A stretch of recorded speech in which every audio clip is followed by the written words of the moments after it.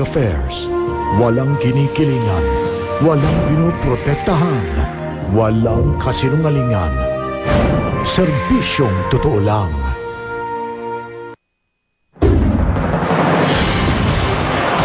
Sunog! 2 araw bago ang Pasko, 500 bahay sa Makati at Pasay naabo. Mga nasunugan, hindi malaman paano iraraos ang Pasko. GMA News reporter na si Steve Dailisan na aksidente habang nagko-cover. Kung kapo sa budget, hamon. Paano kaya abot kayang maiahayin sa Noche Buena? Mga patok na pasyalan ngayong Pasko, silipin. Pinangyarihan ng Maguindanao Massacre, muling binalikan ng ilang taga-media. 1 buwan matapos ang karumal-dumal na krimen. Bakbakang Manny Pacquiao at Floyd Mayweather Jr. Maudlot? Pacquiao, di raw payag sa demand ni Mayweather. Oranggutan, nag-ala Santa Claus sa Malabon Zoo. Marian Rivera, ano kayang reaksyon sa pag-alis ni Mark Anthony Fernandez sa Darna? At kantang Nobody, pistol lang naging theme song sa mga Christmas party.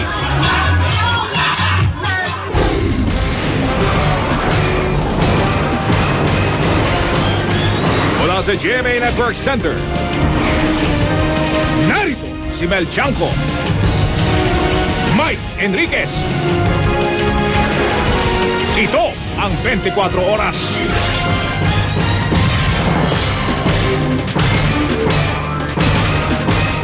Magandang gabi po, 2 araw bago ang Pasko. Isang malaking sunog ang naganap kaninang umaga sa hangganan ng Malibay, Pasay at Bangkal, Makati. Umabot ito sa general alarm, kaya't kinailangan ng tulong ng lahat ng mga bumbero sa buong Metro Manila. Mga kapuso, mahigit 2,000 pamilya ang nasunugan. Problemado po sila dahil magpapasko pa naman. Ito na po ang ika-66 na sunog sa Metro Manila ngayong buwan lang ng Disyembre. Nakatutok si Steve Dailisan. Ganito ang eksenang dinatnan ng GMA News 10:30 ng umaga kanina. Sa boundary ng Malibay, Pasay City at Bangkal, Makati City, hindi magkamayaw mga residente sa pagsasalba ng kanilang mga gamit habang nilalamon ng apoy ang kani-kanilang mga barong-barong.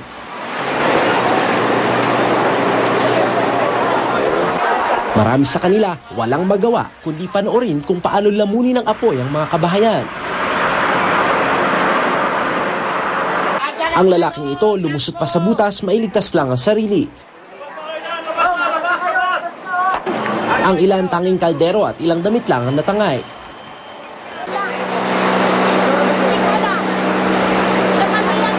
Maitim at makapal na usok ang bumalot sa kabuuan ng lugar. Kaya ang mga bumbero, hirap man sa lakas ng apoy, walang oras na inaksaya. Pilit inaapula ang sunog.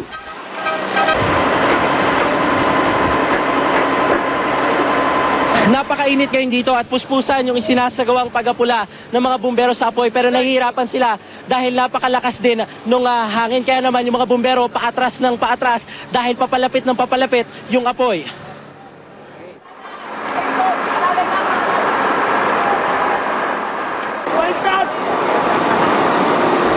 Walang isang oras, itinaas agad sa general alarm ang sunog. Ito ang pinakamataas na alarma kung saan dapat tumulong ang lahat ng bumbero sa Metro Manila. Under investigation pa, talaga nagsimula. Pero mabilis kumalag yung apoy. Oo, squatter area eh. Squatter area ng mga creek na to. Tapos sa lakas ng hangin. Tinatayang mahigit 500 bahay o 2,000 pamilya ang naapektuhan ng sunog. Sa inisyal na impormasyon, nagsimula ang sunog sa bahay ng isang Ricardo Retorca sa Barangay Bangkal. May naiwan daw na nilulutong sinaing dahilan para magsimula ang sunog. Kung mapapatunayang aksidente ang nangyari, wala na naman daw mananagot. Taong 2003 huling nagkaroon ng malaking sunog sa lugar. Kaya paalala ng BFP sa publiko, ugaliing isabuhay ang kaligtasan at pag-iingat para maiwasan ang anumang sakuna. Steve Dailisan, nakatutok, 24 oras. Wala pong namatay sa sunog pero may ilang nasugatan. Kabilang dyan ang isang lolo na nalapnos ng balat nailigtas niya ang kanyang apo. Nasugatan din po ang aming reporter na si Steve Dailisan habang siya ay nagko-cover. Nakatutok si John Consulta. Malakas na hangin at halos gawa ng plywood ang mga bahay. Kaya sa loob ng isang oras, mula na nag-umpisa ang sunog sa may Bangkal, Makati City, idineklara na ang general alarm. Tumawid ng creek ang apoy hanggang sa umabot sa Gamban Riverside sa Malibay, Pasay. Inaalam pa kung paano at saan nagsimula ang apoy. At bagamat wala pang naitatalang nasawi, may mga nasugatan at sinumpong ng hika. Ang lalaking ito, nalapnos ang balat sa kanyang kamay at braso sa pagsisikap na maisalba ang apo sa nasusunog na bahay. Inabot ako ng apoy, ang lakas kasi, hindi na ako pag malakas ang hangin eh. Ang batang lalaking ito natamaan ng bubog. Ang reporter ng GMA News na si Steve Dailisan nagko-cover ng sunog. Pero habang lumalayo kasama ang kanyang cameraman sa lumalakas na apoy, di napansin ng isang butas na natakpan ng mga dahon. Nahulog ang isang paa ni Steve sa butas. Naitukod niya ang kanang kamay pero napilipit ang kanyang braso. Agad siyang nilapatan ng first aid ng rescue team ng Red Cross at Bureau of Fire at dinala sa ospital. Aminado naman ng mga bumbero na nahirapan sila sa pag-apula ng apoy. Formal settlers, wala silang mga access road, pagitan ng pader, pagitan kung ano-ano dyan. Kaya yung ating firefighting tactic, yung ating attack ay hindi kaagad makapag-maneuver yung ating mga firefighters. Kulang-kulang 2,000 residente na apektuhan sa sunog na tumupok sa mga bahay sa Makati at Pasay. Ang malungkot, karamihan sa mga residenteng ito, dito na sa bakating loteng ito, magpapasko. May paano Pasko? Wala, malungkot. Kasi nawala na kami ng bahay, wala na kami matirahan. Oh. Tapos lahat ng gamit namin, nagkandawala pa. Desperas na po bukas eh. Pumunta man kami sa mga kamag-anak namin, malayo. Saka wala man pera, pamasahe sir. Kaya dito na lang? Dito na lang sir, magsasaka kami dito. Sa bilis ng pangyayari, halos walang naisalba ang karamihan sa mga nasunugan. Pinagtulungan na lang sinira yung screen para makalabas lang talaga kami. Kahit pa paano, may nailabas kaming kaunting gamit. Nanay ko lang o tsaka mga anak ko naisalba, wala po kami naisalba kahit isang gamit. Nagkabuhol-buhol din ang daloy ng trapiko dahil mismong sa EDSA na napadpad ang mga nasunugan. Apilan ng mga nasunugan, simpleng tulong para muli silang makabangon at kahit papano'y mairaos ng maayos ang paparating na Pasko. John Consulta, nakatutok, 24 oras. At dahil wala nga po silang nasagip na mga gamit, nananawagan ng tulong ang mga nasunugan sa Pasay at Makati. Sana raw ay agad silang makabangon at kahit papano ay mairaos ang Pasko.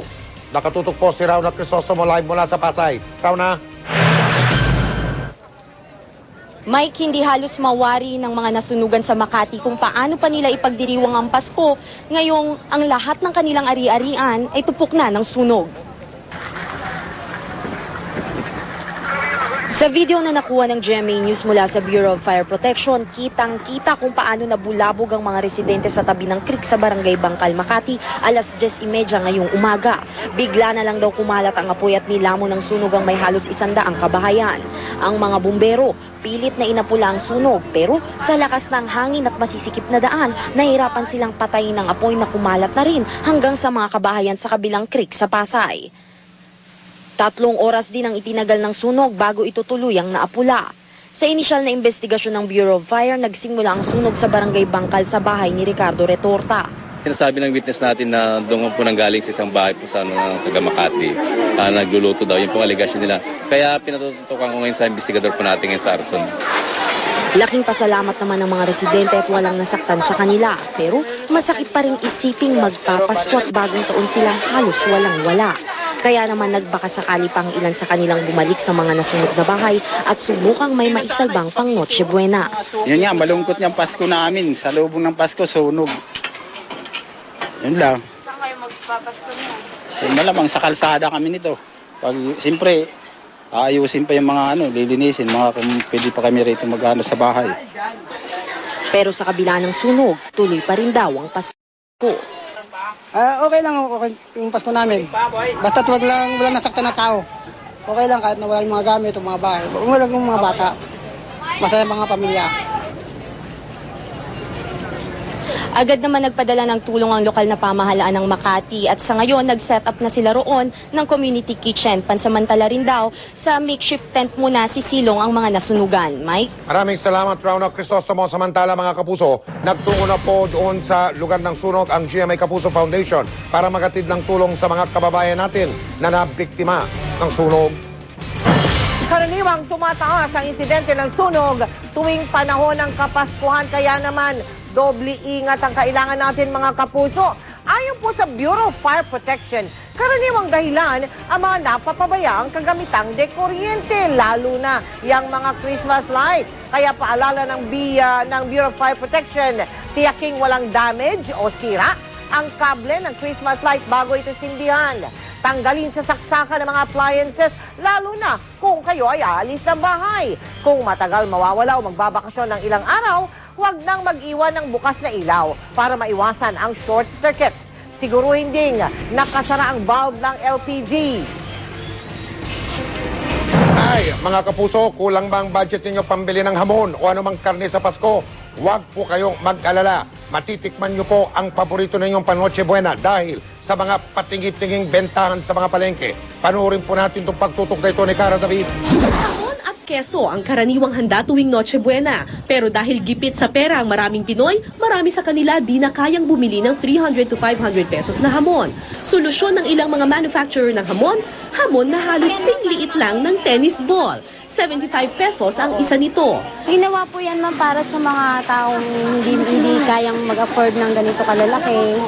Kasi mahal nga po siya, di ba? Maging sa mga palengke, may mga nagbebenta na rin ng pang Noche Buenang hamon.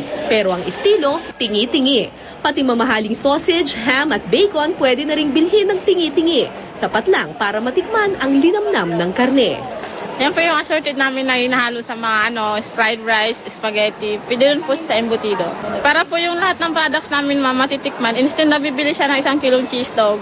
Matumal pa raw ang benta ng baboy sa araw na ito, pero inaasahan nilang dadagsa ang mga tao bukas sa bisperas ng Pasko. 180 pesos per kilo kasi ang baboy, medyo mahal para sa karamihan. Pinaparehas lang namin ng laman at saka ng liempo 180. Kasi pero ayaw pa rin nilang bumili kasi nga mahal. Kaya naman itong si Aling Gloria, buto-buto na lang ng baboy ang binili. 1/4 kilo, sapat lang para magkalasang baboy ang kanyang sinigang. Ang handa nila sa Noche Buena, 2 piraso ng galunggong. Wala yung magarang handa. Oo. Basta importante talaga sa atin yung mga bata. Pag-aaral. Aniya, imbis na gastusin ang pera sa magarbong handaan, gagamitin niya ito sa paghahanda sa kinabukasan. Cara David, nakatutok 24 oras. Magkagayon pa man, wala pa ring patid ang pagdating ng mga mamimili sa mga tiyanggi. Kailangan daw kasi magtipid kaya mga murang pamasko at panregalo ang kanilang dinadayo doon. Nakatutok si Julius Segovia. Bilang divisorya ang dinaragsa ng mga nais makatipid dito sa Marikina Riverbanks. Bagsak presyo rin ang iba't ibang klase ng panregalo. May mga laruan at gamit pambata na mabibili lang sa halagang 10 piso, gaya ng notebook, ballpen, Rubik's Cube, board games, alkansya at kotsi-kotsihan. Si Jennifer, halos pakiyawi na ang mga murang laruan. Nasa lantaraw sila ng Bagyong Ondoy kaya todo higpit sa budget ngayong Pasko. Bago kayo maghintay ng 12 o'clock ng yung parang Noche Buena, mag-ano muna kami ng mga parlor games. Kaya eto mga pang-fries. Kasi puro baby yung nandun eh. Sabi ko kung pera, hindi naman nila pinapansin pag 10 pesos. So mas maganda items na lang ang bilhin ko, matutuwa pa sila. Taga San Mateo Rizal naman ang mag-aamang ito na naapektuhan din ang magkakasunod na bagyo noon. Kaya para makatipid, sa Tiangge rin sila bumili ng mga pamasko. Kahit pa paano makakaraos naman po siguro. Kahit na inabot kami ng Bagyong Ondoy, makakaraos din po. Ang mga batang ito, sabay-sabay bumili ng bagong damit. Dapat nakaporma raw sila sa Pasko para maraming magbigay ng aginaldo. Ang forma po sa Pasko. Bakit? Ano ba? Saan ba gala mo sa Pasko? Saan ka pupunta sa Pasko? Mamasko po. Ang pares ng sapatos dito, 250 pesos. 380 pesos naman ang pares ng pantalon na maong. At ang t-shirt, abot kaya sa halagang 80 pesos. Aabot naman sa 200,000 mamimili ang pumupunta sa Green Hills Shopping Center pag holiday season. Bagsak presyo rin ng mga paninda rito. Yun nga lang kahit mura, panay pa rin daw ang tawad ng mga mamimili. Halimbawa ang t-shirt na ito, 250 pesos. Pero kapag namakyaw, pwedeng ibigay ng 200 pesos. More discount pa pagka maramihan pa. Todo higpit naman ang seguridad sa loob at labas ng mall, lalo pat hindi maiwasan ng petty crimes kapag dagsang mga tao. Sa loob, nagdagdag kami ng security guards. Yung local police unit ng San Juan, nagdagdag din ng guard ng policemen to help secure the place. Julio Segovia, Nakatutok, 24 Oras. At triple raw po ang dami ng mga pasahero ngayon sa mga terminal ng bus. At yan ay kung ikukumpara natin sa mga nakaraang araw. At kahit inaabot ng ilang oras sa paghihintay, nagtiyatyaga pa rin ang mga kapuso natin para lang magkasama ngayong Pasko ang kanilang mga mahal sa buhay. Nakatutok po si Mark Salazar live mula sa Araneta sa Terminal sa lungsod ng Quezon. Mark, kamusta dyan? Mike, yung kapal na ito ng tao sa aking likuran, ito na yung inaasahang todo ng buhos ng mga pasahero ngayong araw na ito. Yung peak day nga, kung turing ng pamunuan ng Araneta Bus Terminal. Karamihan sa kanila yung mga nagtrabaho pa sa maghapon at naghahabol ngayon na makauwi sa probinsya para doon magpasko. Maghapong ganito ang eksena, mga biyaherong inip na inip pero masasaya. 5 oras ang pinakamaiksing abang sa mga natatraffic daw na bus na kanilang sasakyan. Pero para sa mga tubong probinsya, may ibang kulay ang Pasko sa lalawigan nila na di raw kayang tapatan ng makinang na Metro Manila. Kaya sulit naman daw ang minsanang sakripisyo nila. Masaya ang magpasko sa Catanduanes dahil maraming mga pangyayaring nagaganap at maraming nangyayari tulad ng Christmas party at Christmas reunion ng mga batch. Masaya ang Pasko sa Sorsogon kasi makulay, masaya, tas maraming mga palamuti. Talagang special ang Pasko sa Leyte dahil nandun yung mga mahal sa buhay at mga kaibigan. Dahil sa nagtriple ang kapal ng tao ngayon sa tansya ng pulisya, mas dinagdagan ang nag-iikot nilang puwersa. Kanina nangamusta pa nga mismo si NCRPO Chief Roberto Rosales sa terminal at dito ibinidang taliwas sa nakagawian, mas napababa nila ang bilang ng krimen ngayong Kapaskuhan. Noon dumating ang bare months, we started early, of which we declared yung heightened alert. Wala namang naiulat na insidente ng pagsasamantala sa masikip na sitwasyon ng Araneta Bus Terminal, bagamat binilinan pa rin ni Rosales ang pamunuan ng terminal na maglagay ng mga security camera. Sa security check, may ilang nakumpiskang kutsilyo kahit na ang katwiray inosenteng pambalat lamang daw ito ng baon nilang prutas. Ang pasahero namang ito'y animoy susugod sa gera sa daladalang malaking sandata na parang totoo. Pinayagan lamang makapasok dahil pinatunayan ng dala niyang dokumento na airsoft lang pala ito. Mike, susunod na paghahandaan ng pamunuan ng Araneta Bus Terminal ay yung pagdagsana naman pabalik ng Maynila nito mga pasahero na ito at inaasahan nilang magaganap yun mula January 2 hanggang January 4. Mike? Maraming salamat, Mark Salazar. Nananatili sa heightened alert ang pulisya ngayong Kapaskuhan. Kanina, nag-ikot si NCRPO Director Roberto Rosales sa mga mall, sa mga bus terminal at MRT stations para tiyakin ang seguridad doon. Nakatutok si Ruth Cabal. Hindi na masyado matao sa Pasay City Transport Terminal nang puntahan ng mga taga-PNP NCRPO kanina. Hindi na tulad nitong weekend na dagsa ang mga pasahero. Pero patuloy ang mahigpit na inspeksyon sa mga taong pumapasok at mga bagahe. Nakaposte pa rin ang mga tauhan ng PNP na pinakalat sa iba't ibang bus terminal.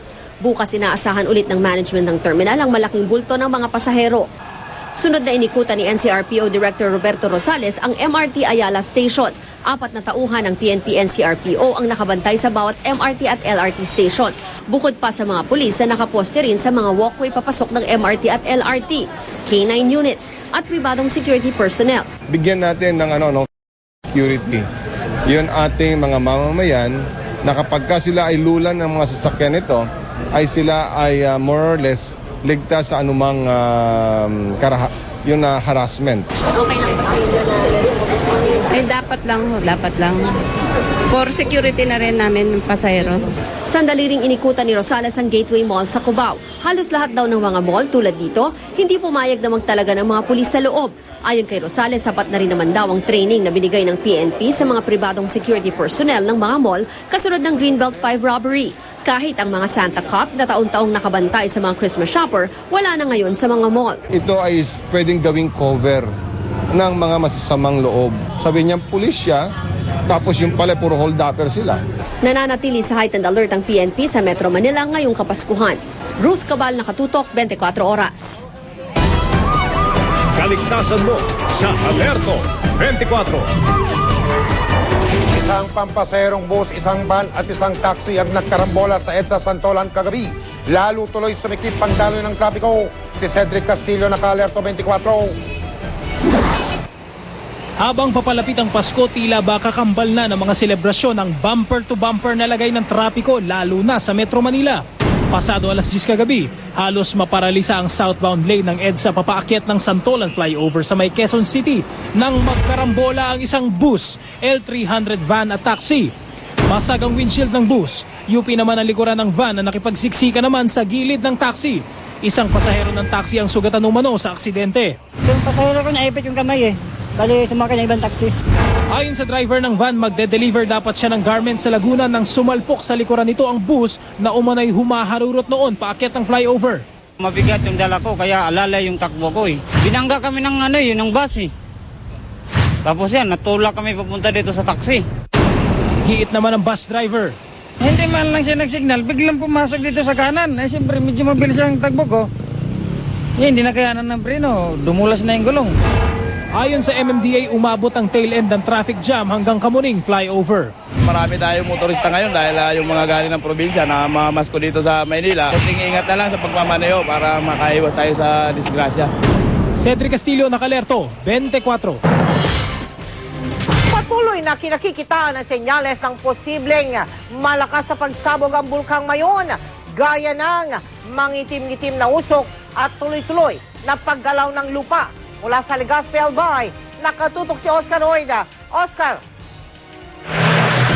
Mel, sa mga sandaling ito ay patuloy na nababalot ng makakapal na ulap ang bulkang Mayon. Pero ayon sa FIVOX, sa likod ng mga ulap na ito, patuloy rin ang pag-aalburuto ng bulkan.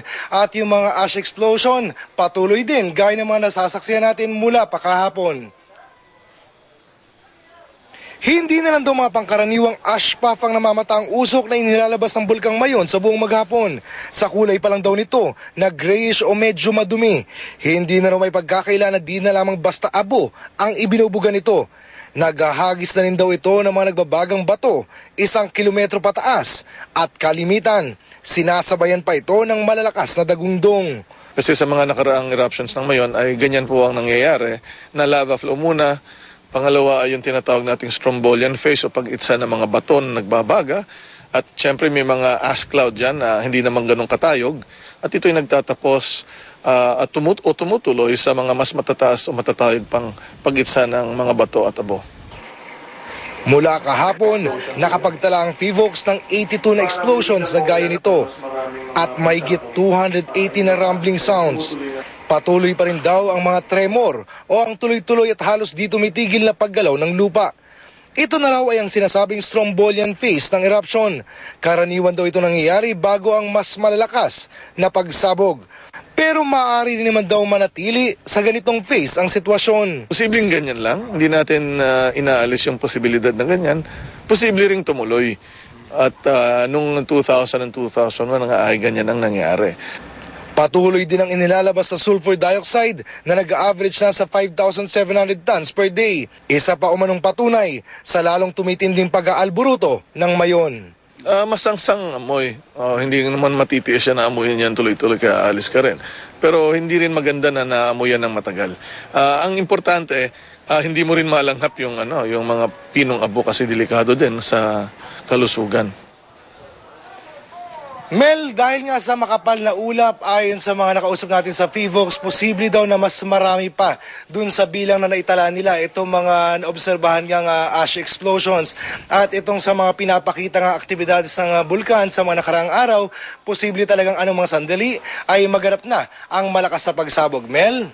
Maraming salamat sa iyo, Oscar Oida. Mga kapuso, idineklara na po ang tinatawag na Open City ang buong lalawigan ng Albay. Ngayon at patuloy ang pag-alboroto ng Bulkang Mayon tulad ng napanood ninyo. Ibig sabihin po, yung mga magbibigay ng tulong, pwede nang hindi dumaan sa mga lokal na pamahalaan at pwede nang dumirekta sa mga evacuee o dun sa mga kapuso natin na nagsilikas na o inilikas mula sa kanilang mga tirahan. Patuloy namang inihikayat ng mga residente na lumayo sa tinatawag na 8-kilometer danger zone. Mula sa Legazpi, Albay, nakatutok live din po ito si Maris Omani. Maris. Mike, habang papalapit ang Pasko at inaasahang anumang oras ang mapanganib na pagsabog ng Bulkang Mayon, ay lalo pang pinatindi ang paghihikayat sa mga residenteng nakatira doon sa loob ng 8-kilometer danger zone na lumikas na. Nagbahay-bahay ang mga sundalo ng Army sa Purok 6 sa Barangay Buyuan ngayong araw. Nasa loob kasi ito ng 8-kilometer extended danger zone. Ang ilan nasa loob ng bahay, pero karamihan nagkalat sa kalsada. Isa-isang hiningi at inilista ng sundalo ang kanilang mga pangalan. Ito yung isa sa mga activities natin sa pag-implement natin ng No Human Activities Policy ng provincial government. At pangalawa po ay ma-count natin yung mga nandito pa na hindi talaga lumilikas. Mula rito sa aking kinatatayuan, kitang-kita na halos sunod-sunod na naman ang pagbubuga ng abo ng Bulkang Mayon. Pero itong mga residente sa Barangay Buyuan, tila relax na relax at wala pang balak na pumunta sa mga evacuation center. Maraming gamit sa bahay na pwedeng masalis yan. Nang magnanakaw. Dito na po ba kayo magpapasko? Dito na rin, no? Ang bulkan kasi, sanay naman kami dyan. Siyempre, pag alam namin talagang delikado, atak mo na rin kayo pababa. Si Gemma Astor, inabutan pa namin nag-iigib ng tubig sa poso. Nasa evacuation center daw sila, pero bumabalik dito para maghanap buhay. At tignan-tignan ang mga alagang baboy, manok at aso. Natatakot naman pero nananalangin sa mahal na Diyos. Si Lolo Cirilo, 92 years old, nang sabihan siya sa nakaambang panganib, pumayag na rin sumama sa mga sundalo. Hindi na ako nag-permitted por saan ako makalakad. Magabat na, nilawas ko. Ang bitis ko, por saan maglakad kibagsik. Maglakad. Mahirap daw siya maglakad dahil daw yung panya masakit na. May ilang na ako. Mas may sakit daw siya. Nagsensus din sila ngayong araw sa Barangay Bonga at Matanag sa Legazpi, Barangay Kirangay sa Kamalig at Barangay Mulad Bukad sa Ginubatan. Hikayatin daw ang mga ito na lumikas na agad, pero ang ayaw sumama papipirmahan ng waiver. Sa Barangay Bonga, Mabinit at Buyuan, mahigit 200 pang naiwang residente. Kaya naman sa pagpunta ni Pangulong Arroyo ngayong hapon dito sa Legazpi, ipinagutos niya sa militar na ilikas agad ang 56 na pamilyang naiwan pa sa mga danger zones. Namigay ito ng bigas at binisita ang imbakan ng relief goods sa Navy. Magbibigay din si PDCC Chairman at Albay Governor Joey Salceda ng 100,000 pesos na incentive sa bawat barangay na makaaabot ng zero casualty. This works both ways para sa province and the barangays kasi one, makikinabang na yung barangays. Second, yung province naman ay ma-achieve yung zero casualty goal nila. Para din naman ito sa kaligtasan nila. Idineklara ni Governor Salceda na gawing open city ang Albay para sa lahat ng mga ahensya at organisasyon na nais tumulong para di na kailangan dumaan sa provincial government bago makapagbigay ng tulong. Tuloy-tuloy naman ang pagbibigay ng relief goods ngayong araw. Kagabi isang pa-concert ang pakulo ng Police Regional Office 5 para sa mga evacuee dito sa Bagong Bayan Central School. May sayawan, mga nag-magic na clown, at syempre halos walang katapusang kantahan at hiyawan. May dagdag sa bata nang magpasabog ng mga candy ang mga pulis. Tuloy na tuloy pa rin Pasko dahil ang saya-saya! Kahit ganito yung nararanasan natin, syempre kailangan pa rin maging masaya tsaka tuloy pa rin yung life, ganun lang. Kasi masaya lang kami. Kahit na sama kami lahat. Mike, itong mga volunteers sa aking likuran ay magdamagan na raw magtatrabaho at magre-repack ng mga pang Noche Buena packages. Ibibigay ang mga ito bukas sa mga evacuee para masigurong kahit sila ay nasa evacuation center ay magiging masaya at siguradong busog na busog pa rin sila sa kanilang pagdiriwang ng Noche Buena. Mike? Maraming salamat, Maris Sumali. Eksaktong isang buwan na ngayon, mula nang gimbalin tayo ng balita tungkol sa massacre sa Maguindanao. Binalikan ng ilang taga-media ang massacre site. at hindi napigilan ng ilan ang kanilang emosyon. Nakatutok si Cesar Apolinario.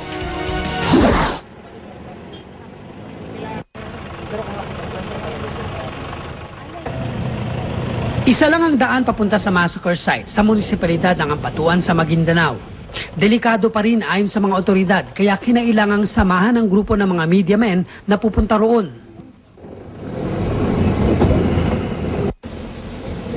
Pagdating sa site, ramdam ang lungkot sa kapwa ko media, partikular ang mga kakatapak pa lang sa lupa kung saan ibinaon ang mahigit 50 biktima ng massacre.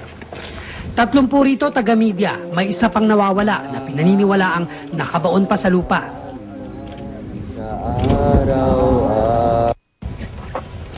Si Felsico, reporter sa Kidapawan, naiyak nang makita ang lugar. Karamihan sa mga namatay rito, nakakasama niya sa coverage.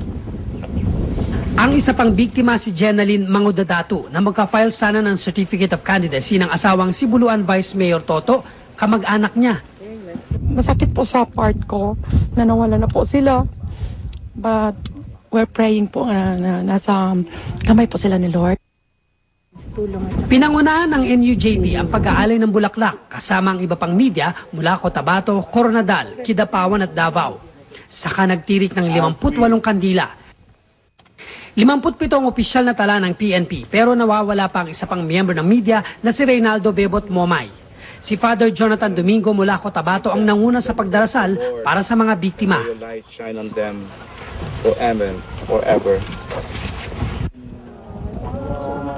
Tahimik ang lugar kaya naman mas nakapanghingilabot na marinig ang katahimikan habang naroon kami sa site. Ang mga miyembro ng NUJP hindi raw titigil hanggat hindi nakakamit ng mga biktima ang hustisya. Ang gusto natin ilagay lagi sa focus ng mamamayan, ng publiko yung nangyari at huwag siyang kakalimutan kahit ano pa yung dumating na issue tulad ng eleksyon. Maya-maya pa nag-alay kami ng kanta para sa mga biktima. Dito na mas naging emosyonal ang mga kapwa ko reporter. Tayong lahat ay may pananagutan sa isa't isa. Isang buwanang nakaraan matapos ang malagim na krimen, habang gumugulong ang hustisya, may hiling ang mga taga-media. Dapat may hustisya ngayon, lalong-lalo na sa media. Kailangan ang tama dapat ipairal at saka walang favor-favor kung saan ka na. Mula sa Maguindanao, Cesar Apolinario, nakatutok 24 oras. Sususpindihin ang mga operasyon ng militar kontra sa New People's Army o NPA. Inaprubahan ni Pangulong Arroyo ang rekomendasyon ng Hukbong Sandataan na magpatupad ng tigil putukan.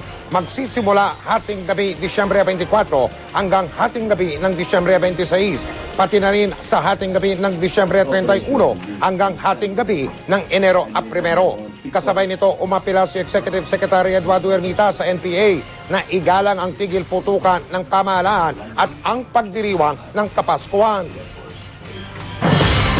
Nakakatuwa ang ipinapadalang balikbayan box ng isang mag-asawang OFW sa Amerika.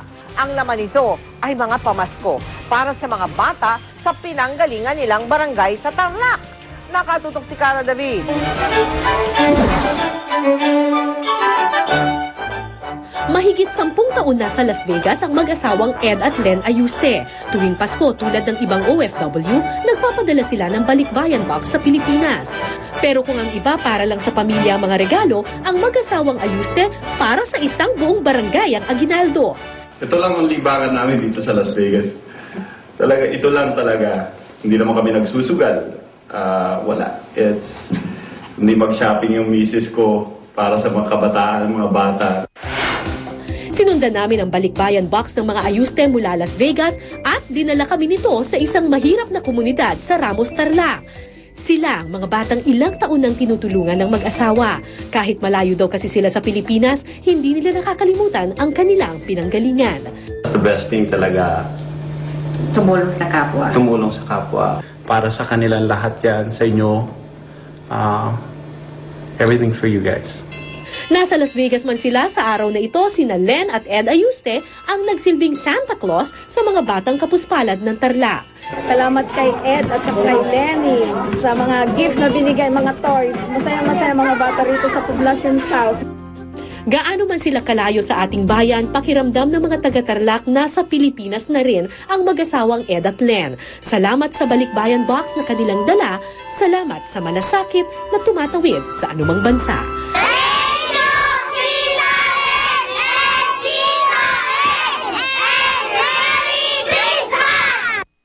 Cara David, Nakatutok, 24 Oras. Ngayong magpapasko at nakabakasyon ang ating mga chikiting, maraming lugar na pwedeng pasyalan para makapag-bonding ang pamilya. Nakatutok si Joseph Morong live mula sa Pasay. Joseph! Yes, Mel, kung pasyalan nga ang hanap ng pamilya ay marami silang pwedeng pamilian ngayong Pasko mula sa underwater adventure hanggang sa mga rides.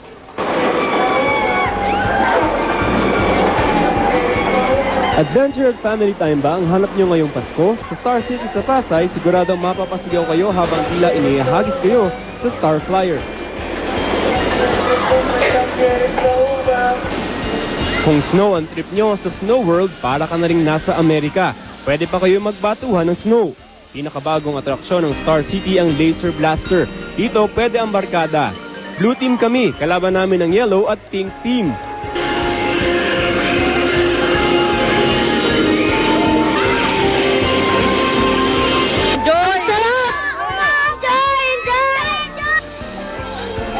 Sa mga maliliit na bata, pwede silang sumakay dito, hila-hila ng mga cute na stuffed toys. Sa pampamilyang gimikan ngayong Pasko ang Manila Ocean Park sa Maynila rin. Para sa darating na Pasko, pwedeng pumunta ang buong pamilya dito sa Manila Ocean Park para maka-enjoy ang isang underwater adventure. Dito, mamamangha ka sa dami ng isdang makikita mo. Para ngayong Pasko, meron pa silang mermaid show.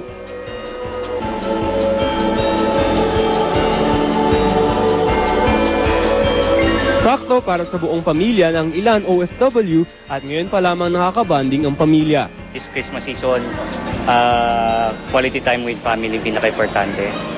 Like for us, OFW, umuwi na kami for Christmas. Para sa bata. Mas maganda siya para sa ma-advise namin na panoorin ng mga bata. Iba raw talaga ang Pasko sa Pinas, kaya ang mga Jamaicans na ito na nagtatrabaho sa Japan, mas piniling sa Pilipinas magdiwang ng Pasko. Because it will remind us of our country, Jamaica, because it's usually nice and warm and it's an island, it's tropical, and it's close enough to where we're at now, we're in Japan now. Maligayang Pasko! Mel, sa mga gustong humabol ay posibleng umabot daw na hanggang alas 12 ng hating gabi itong operasyon ng Star City. Depende na yan sa dami ng tao na darating ngayong magdamag. Mel? Maraming salamat sa iyo, Joseph Morong. Susunod. Bakbakan ni Manny Pacquiao at Floyd Mayweather Jr. hindi na raw tuloy. Ano kaya ang dahilan? Ilang mga sikat na mga personalidad, paano kaya magdiriwang ng Pasko? Marian Rivera may reaksyon sa pag-alis ni Mark Anthony Fernandez sa Darna. At ang paboritong kanta at sayaw sa mga Christmas party, mapapanood natin sa pagpapatuloy ng 24 oras na may live na kuha sa Green Hills San Juan. Naku po ang mga tao. Yan ang tinatawag na last minute shopping ngayong Pasko ng 2009. Ito naman ang live na kuha ng 24 oras mga kapuso sa Araneta Center Bus Terminal Cubao sa Quezon City. Tuloy ang pagdating ng mga pasahero. Karamihan po dyan mga nagtrabaho pa ng buong araw ngayon pong ika-23 ng Disyembre. At ngayon, oras na ng pag-uwi nila para makapiling nila ang mga mahal nila sa buhay. Pasko na mga kapuso! Kaligtasan mo sa Alerto 24. Sugatan ng isang lalaki matapos pumailalim ang kanyang motorsiklo sa isang pickup truck sa lungsod ng Quezon. Wala pong helmet at wala ring lisensya ang biktima. Si Cedric Castillo, naka-Alerto 24. Pilit ginigising ng mga Red Cross Rescuer ang motorcycle rider na ito na nakabulag tapa sa intersection ng Scout Gandia at Tomas Morato sa Quezon City mag-aalas 2 kanina madaling araw. Sa likod nito, nakapailalim pa ang minamanehong motor sa pickup. Maya-maya pa, dahan-dahan ang inilipat sa stretcher ang rider para agad maisugod sa ospital.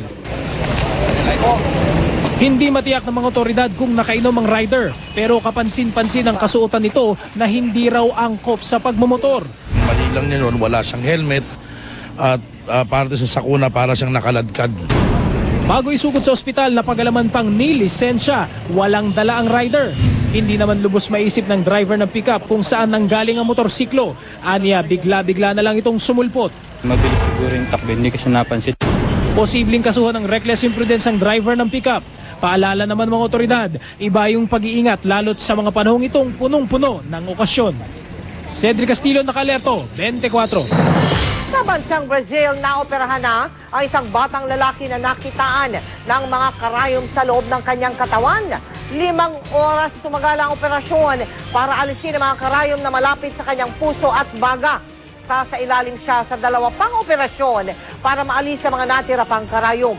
Bago nito'y umamin ang kanyang stepfather o amain na siya ang nagturok ng mga karayom sa bata bilang ganti raw sa ina ng bata. Arestado ang amain at ang kanyang kasalukuyang nobya. Sa Amerika naman, isang masayang snowball fight ang nauwi sa tensyon dahil sa isang pulis. Sa video na yan, kita ang pulis na may hawak na baril sa isang snowball fight sa Washington, D.C. Bagamat hindi niya ito itinututok sa sinuman, binatikos pa rin ito ng ibang kalahok sa snowball fight. Itinatago na niya sana ang baril nang matamaan siya ng isang snowball. Isang naka-uniformeng pulis ang dumating, pero hindi ito alintana ng napikon na pulis. Maririnig sa video na nagpapakilala siyang si Detective Vela. Pinag-aaralan pa ang parusang papataw sa pulis na pansamantalang binawian ng tsapa at baril. Chika Minute! Sa General Santos City, magpapasko ang mag-asawang Manny at Jinky Pacquiao. Sina Ogie Alcacid at Regine Velasquez naman, biyaheng Australia para makasama ang mga anak ni Ogie. Yan ang chika ni Nelson Canlas. I'll be home for Christmas. Madamdamin na tila tago sa puso ng awitin ni Ogie Alcacid ang I'll Be Home for Christmas. Malayo kasi ang kanyang mga anak na sina Lila at Sarah. Pero magkakasama naman daw sila ngayong Pasko dahil pupunta si Ogie kasama ang girlfriend na si Regine Velasquez papuntang Australia. Babalik naman kami ngayon for Christmas. Be spending December 24 and 25 with the kids. Last year actually, pumunta kami after Christmas. Kasi last year meron akong Film Fest entry, yung Esperadas. So I had to go to the parada. And then after nung parada, saka ako umalis. Plano nyo ba na taon-taon gawin ng ganito? I want to. Kasi lumalaki na yung mga anak niya eh. So every time na pwede siyang magpunta doon or kung makakasama ko, gusto ko na nagpupunta siya kasi parang madami na siyang namimiss eh, masyado eh. Magkasama pa rin sila sa pagsalubong sa 2010 kung sa Australia sila magpapasko. Pamilya naman daw ni Regina makakasama ng dalawa para sa bagong taon. Lagi naman ang New Year namin dito kasama family kasi yun ang request ko naman. We'll be here before New Year. New Year dito naman kami. Time out muna sa intriga at magulong showbiz ang mag-asawang Manny at Jinky Pacquiao ngayong Pasko dahil pupunta daw sila ng Jensan kasama ang buo nilang pamilya. Sa Jensan kami magki-Christmas. Yeah, the whole family, and then New Year sa Jensan din.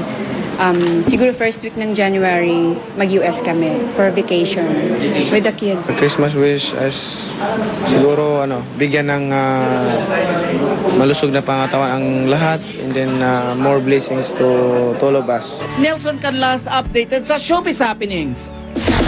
Mamaya Marian Rivera, ano kaya reaksyon sa pag-alis ni Mark Anthony Fernandez sa Darna? Tutukan yan. Susunod! Recycled materials. Ginamit na palamuti sa tinaguriang Kalye Pogi sa Laguna. Ang pamilya Aquino, paano kaya ang unang Pasko na wala si dating Pangulong Cory Aquino? At premiere night ng Ang Darling Kong Aswang, dinagsa ng mga fans. Tutukan lahat ng yan dito sa 24 oras.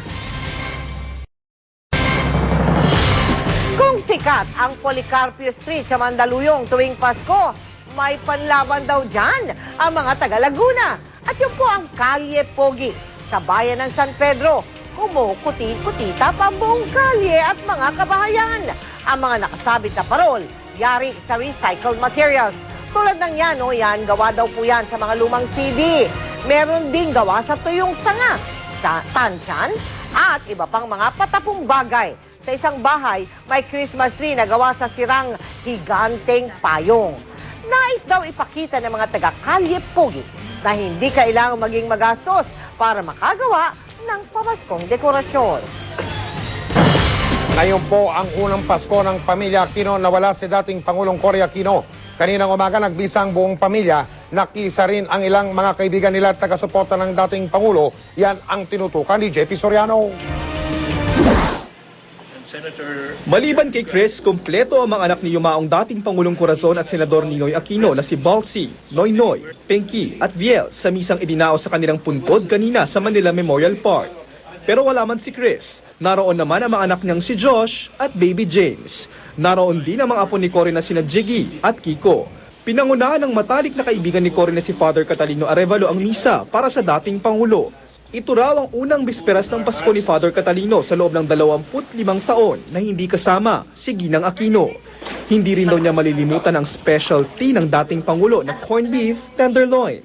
I think that Lola wouldn't want us to be sad this Christmas. I think it's more of that sense of closeness we gained after everything that's happened.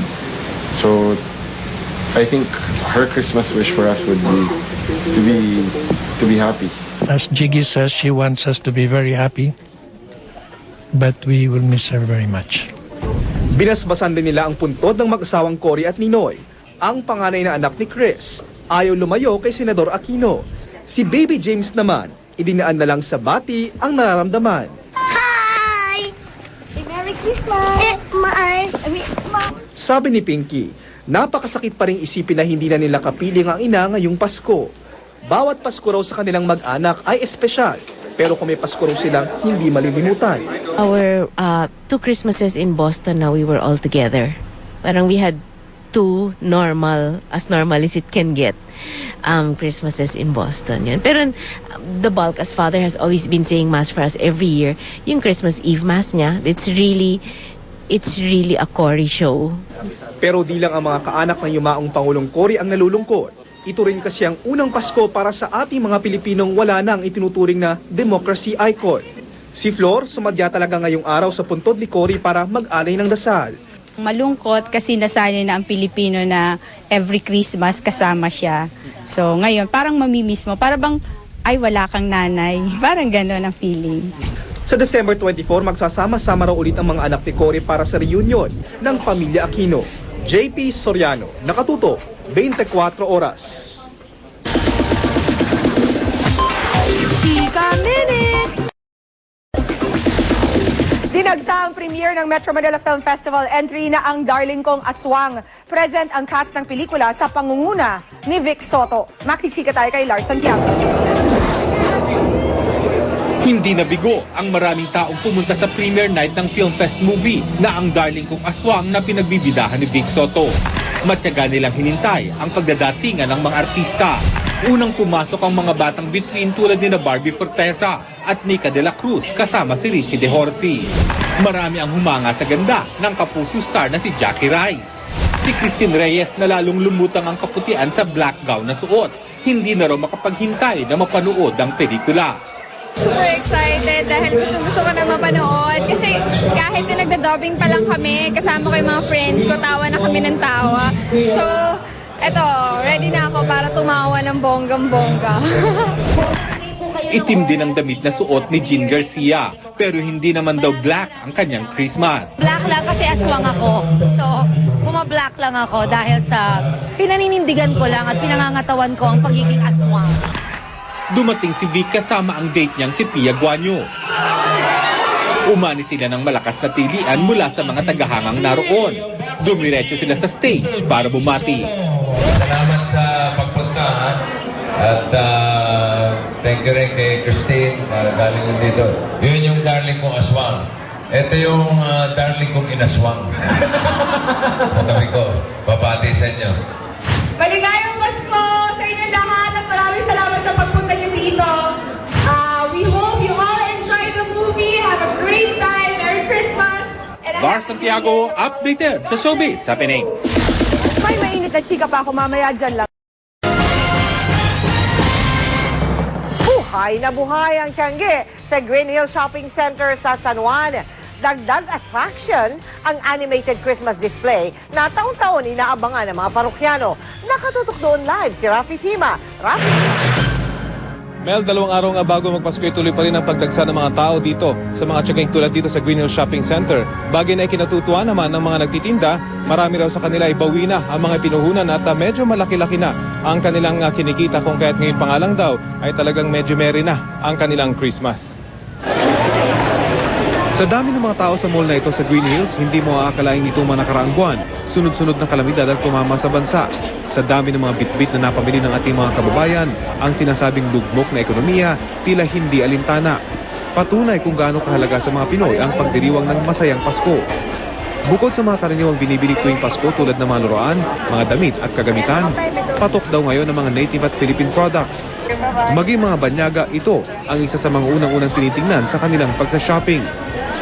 Kumusta yung benta nito mga native products? Malakas naman po siya ngayon. Sino usually mga bumibili sa inyo? Mga foreigner po, mga balikbayan, yun po yung usual na bumibili. Ang magkapatid na ito, mas pinipili raw ang mga produktong gawa sa bansa. Native products at saka yung mga iba, yung mga mura lang. Bakit ito native products? Siyempre, kailangan i-patronize natin sarili natin. Hindi rin siyempre mawawala ang mga t-shirt na may temang makabayan. Ang pwestong ito sa loob ng Green Hill Shopping Center, hindi raw maubos-ubos sa mga mamimili. Dahil sa dami ng mga customer, nagtambak na raw sila ng mga supply na t-shirt para hindi maubusan. Bukod sa mga temang makabayan, patok rin ang mga t-shirt na may mukha ng pambansang kamao na si Manny Pacquiao. Sino mga bumibili? Yung mga foreigner po. Yung mga Pilipino, marami din ba? Marami rin po. Pero mas marami yung foreigner. Yung mga Pacquiao t-shirt? Mabenta po. Opo. Kahit yung ganyan yung mukha ni Pacquiao, mabenta siya. Pagsapit naman ng gabi, bukas na ang night market. Mga galing opisina naman ang dumadagsa. Kasabay ng night market ang taon ng Christmas show na patok sa mga bata. Maganda. Maganda po. Kasi po si Jesus po yung naandoon. Maganda. Enjoy. Alas 6:30 kanina nagsimula ang static display show dito sa Green Hills, o mas kilala sa tawag na COD Christmas Display.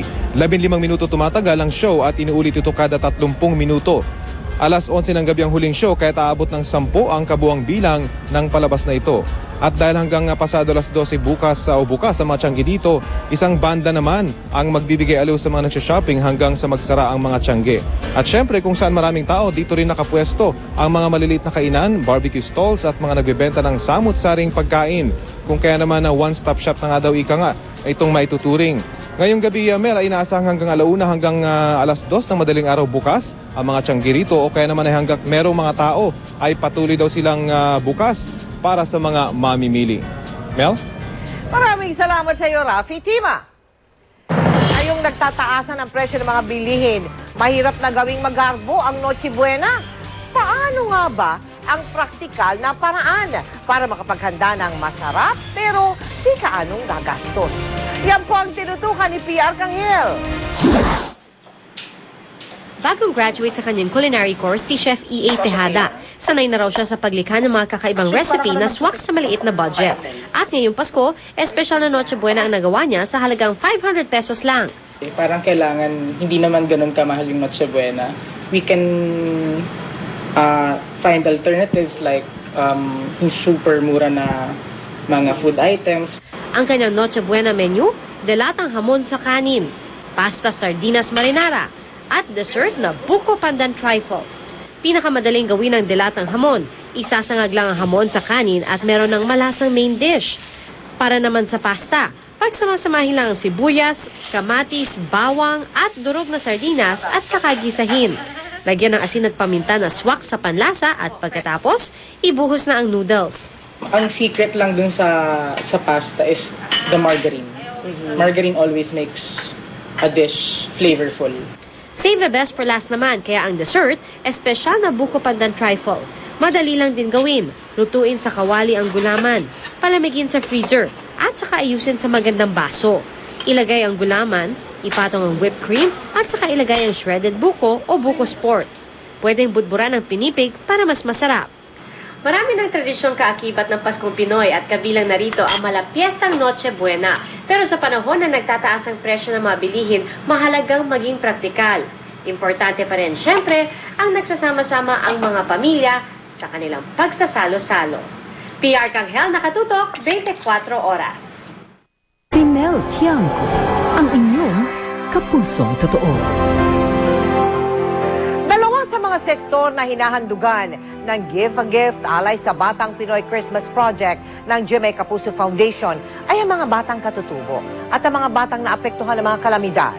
Sa aming pagdalaw sa napakalayong lalawigan ng Apayao, sila ang aming sinadya, dala ang ating espesyal na handog para sa kanila. 18 oras ang biyahe bago marating ang napakalayong lalawigan ng Apayao.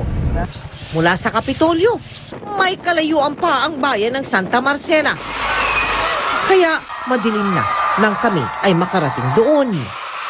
Naghintay man ang matagal, mainit pa rin kaming tinanggap ng mga bata.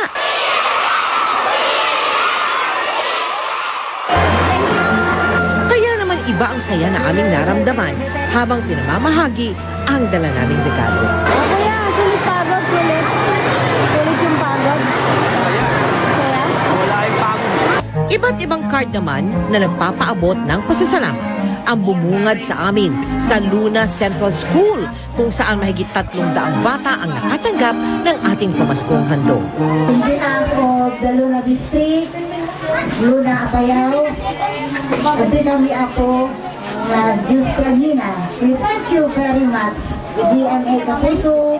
Sa Balasi Primary School sa Flora sa Apayao, isang katutubong sayaw ang isinalubong sa amin.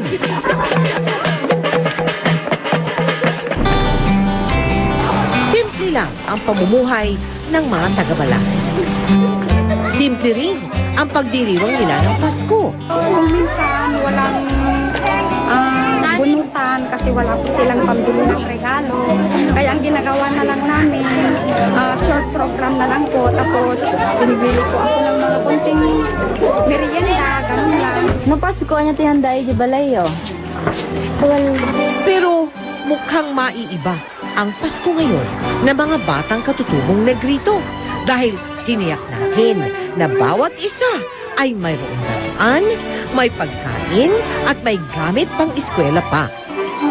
Kumpara sa nakaraang mga Pasko, triple naman daw ang saya ng Pasko ngayon ng Hardinero Triplets. Kabilang sila sa mga mag-aaral dito sa bayan ng Pudtol na tiyak ng magiging mas masaya ngayong Pasko. Halos 3,000 bata ang nakatanggap ng ating Christmas gift bags. 2,000 mag-aaral naman ang nahatira natin ang bagong set na mga gamit pang eskwela. Tiyak ko na itinampok naming ulat ay kinatuwa naman din ng lahat ng ating mga donors. Kita nyo naman po kung papaano nakapagpapaligaya ang inyong donation. Maraming salamat po sa mga kaibigan nating drivers, volunteers mula sa Walter Bread at sa San Agustin Trucking Services na kasama natin sa paghatid ng regalo sa Apayao. Salamat din po sa iba pang nakiisa sa ating proyekto dyan sa nasabing lalawigan. Samantala, sa mga nais pang magpahabol ng kanilang donations, may mga bank account po ang GMA Kapuso Foundation. Para sa credit card donations naman, mag-log on sa aming website para sa detalye. Susunod! Bakbakang Pacquiao, Mayweather, malabo nang matuloy. Si Pacman hindi sang-ayon sa kondisyon ni Mayweather. Ano kaya ang reaksyon ng si Marian Rivera sa pagalis ni Mark Anthony Fernandez sa Darna? Ang patok na kanta at sayaw sa mga Christmas party, mapapanood natin sa pagpapatuloy ng 24 oras na may live na kuha mga kapuso sa mga may hinihingi daw kasi si Mayweather na hindi sinasang-ayunan ng kasalukuyang pound for pound king. Makitime out po muna tayo malaki sports sa Chino Trinidad. Handa si Manny Pacquiao na sumailalim sa blood test upang mapatunayang malinis ang sistema niya mula sa anumang performance enhancers. Ang tinututulan ni pound for pound king ay masyadong dikit sa laban ng nais na blood test ng kampo ni Floyd Mayweather Jr. Naniniwala si Pacquiao na lubhang manghihina ang katawan niya kapag kinunan siya ng dugo 2 araw bago ang isang laban. Ayon sa namamagitan sa Top Rank Promotions at kay Pacquiao na si Michael Cons, hindi magaganap ang laban sa ilalim ng kondisyon na gusto ni Mayweather. This morning, I heard that they have pulled out of the fight. And that's a travesty because the fans are going to be robbed of what they want, the fight of the century. They have to be reasonable in what they're requesting from us. We have nothing to hide. Nilinaw ni Cons na hindi aatrasan ni Pacquiao si Mayweather. Sa tingin niya, paraan lang ito ng kampo ni Pretty Boy Floyd para iwasang makaharap si Pacquiao. I think it's a facade for them to get out of the fight. I don't think they really want the fight. Pati ang boss ng Top Rank na dating kumpiyansang matutuloy ang mega fight, mukhang sumuko na rin sa bagong inaasal ni Mayweather. Floyd Mayweather has a vision of himself as ruling the world. Well, he doesn't rule my world, and he doesn't rule Manny's world. Habang kapanayam ng GMA News si Cons, tumawag si Arong upang iparating ang mga posibleng sunod na mga kalaban ng 7-weight division world champion. Ito'y sina WBA Junior Middleweight Champion Yuri Foreman at WBO Light Welterweight Champion Paul Malignaggi. Chino Trinidad Nakatuto, 24 oras. Kabi-kabila po ang selebrasyon ngayong magpapasko pero hindi lang po para sa mga tao. Kanina, nag-Christmas party rin po ang mga alagang hayop sa Malabon Zoo. Panoorin po na ang pagtutok na ito ni Marisol Abcuraman. Maagang gumising kanina ang oranggutan na si Pacman sa Malabon Zoo. Espesyal kasi ang araw na ito ang kanilang Christmas party. Pinaliguan, pinulbusan, nilagyan ng pabango at binihisan. Nilagyan pa nga ng diaper si Pacman. Siya kasi ang Santa Claus ng Christmas party sa zoo. Kaya namigay siya ng mga regalo sa kapwa hayop. Unang pinuntahan ang grizzly bear mula sa Amerika na binigyan niya ng pagkain at mga bitamina. Sumunod, ang Himalayan black bear. Pagkain din ang binigay niya sa mga Arapaima, ang itinuturing na pinakamalaking freshwater fish. Ready, get set, okay, boom.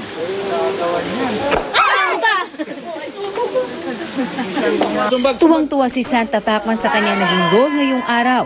Aliw-aliw naman ang mga taong pumunta kanina sa zoo para sila ay masilayan. Masaya po dito. Sobrang enjoy po. Game na game naman na nakipagyakapan ng orangutan sa mga bata. Gusto ko pusa. Ang ganda dito eh. Ngayon ka lang ba nakakita ng Santa na orangutan? Apo. Masaya, di ba? Apo. Anong Christmas message mo? Ay! Ang unang nakakita kay Jesus Christ nang pinanganak siya ay ang mga animals po. Kaya the animals also deserve the right to have a Christmas party po.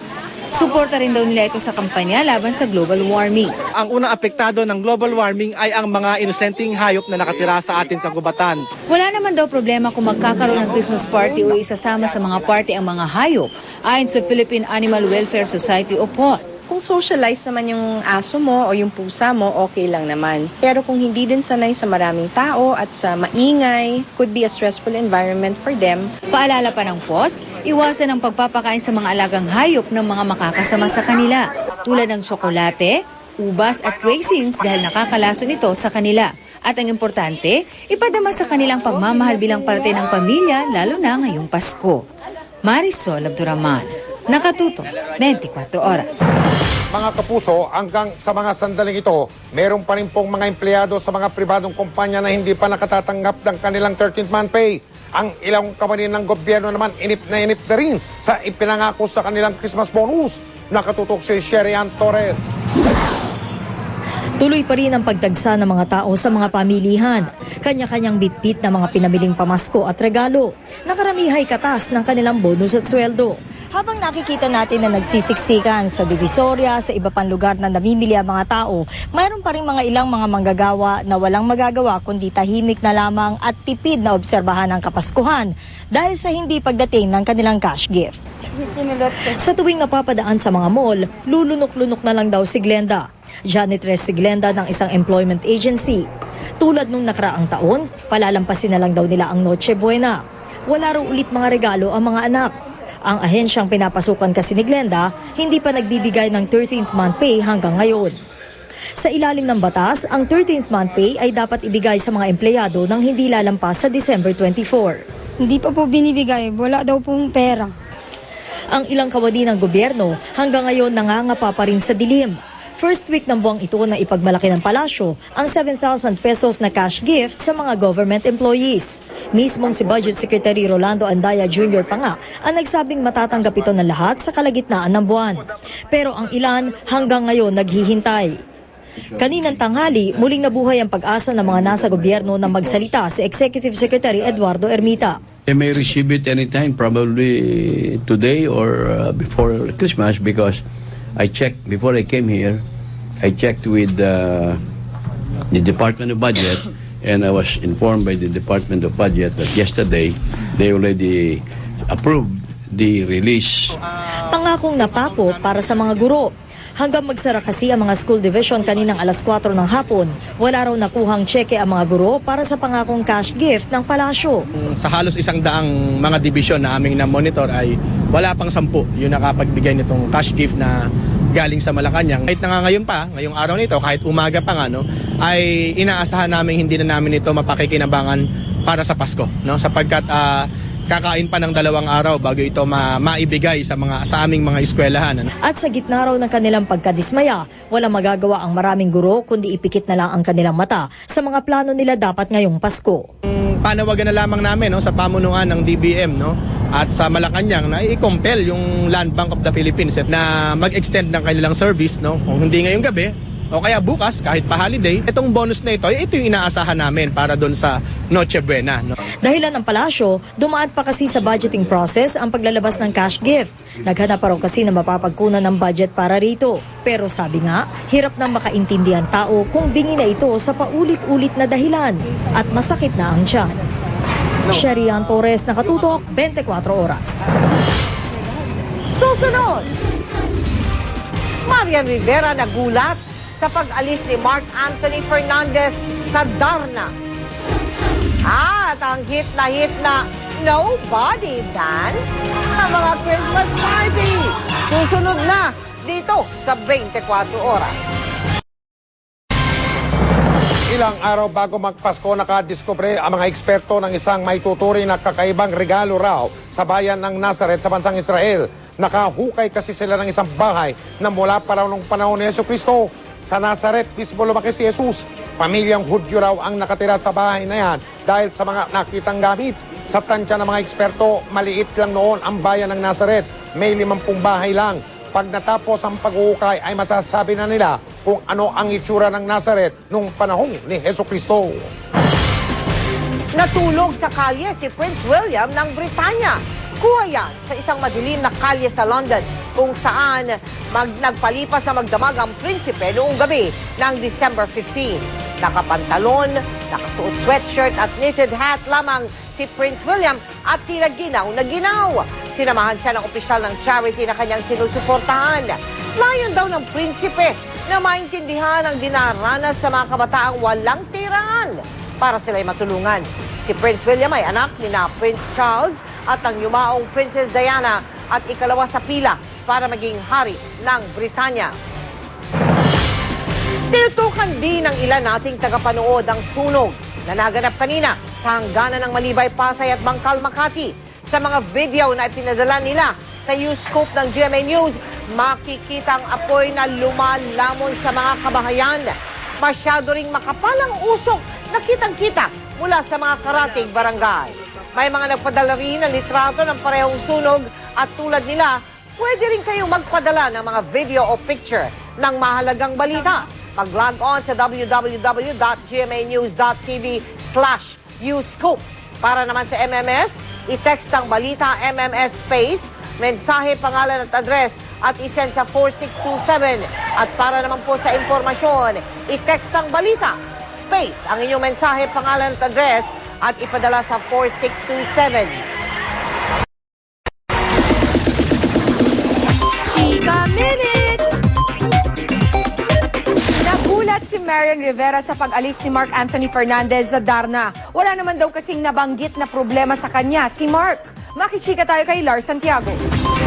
Narda. Hanggang ngayon ay halos hindi pa rin makapaniwala si Marian Rivera na nagpaalam na nga ang leading man niyang si Mark Anthony Fernandez sa telefantasya nilang Darna.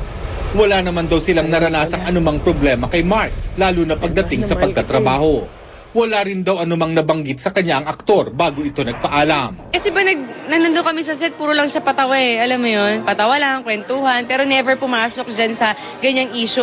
Sa pagsasama nila sa Darna, naging maganda naman ang pagkakaibigan ni Marian at Mark.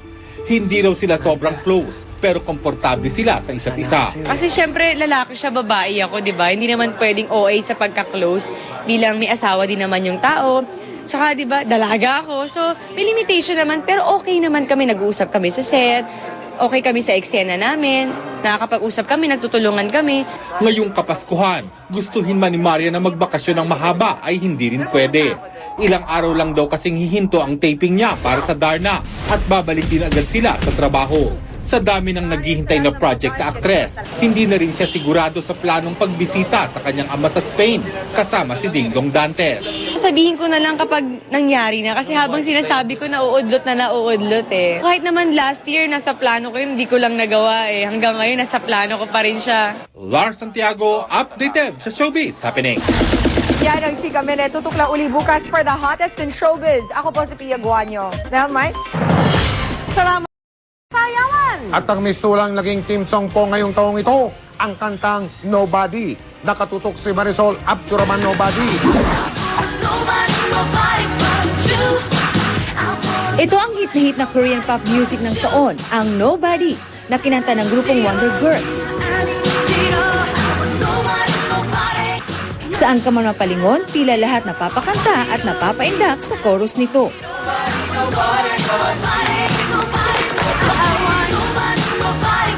Marami ang tila nahihibang sa kantang Nobody.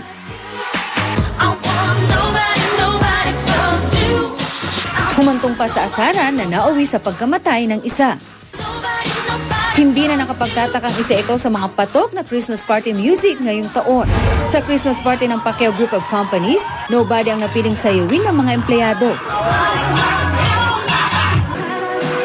Pati ang anak ng pambansang kamao na si Princess at kanyang mga kaibigan, todo indak din sa sali ng Nobody.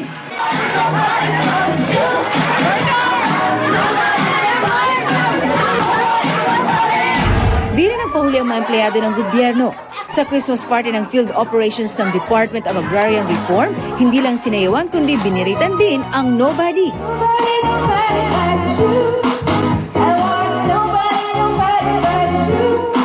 Alam mo, exercise ng lungs yan at saka yung boses. Mararamdaman mo yung spirit nung okasyon tsaka ng Christmas pagka kumakanta ka dyan. At ultimo mga sundalo napapaindak sa Nobody. Mabentang kantang ito sa Christmas party ng AFP at PND. Pero bakit nga ba tila hibang na hibang ang nakararami sa kantang Nobody? Ang dali ng lyrics ng chorus niya, Nobody, Nobody But You, tapos sasabayan mo yung choreograph. So sa tingin ko pareho madaling sabayan, madaling sayawin. Kumpirmado, ito na nga ang pinakapaboritong kanta at sayaw sa mga pagtitipon ngayong Kapaskuhan. Marisol Abduraman, nakatutok 24 oras.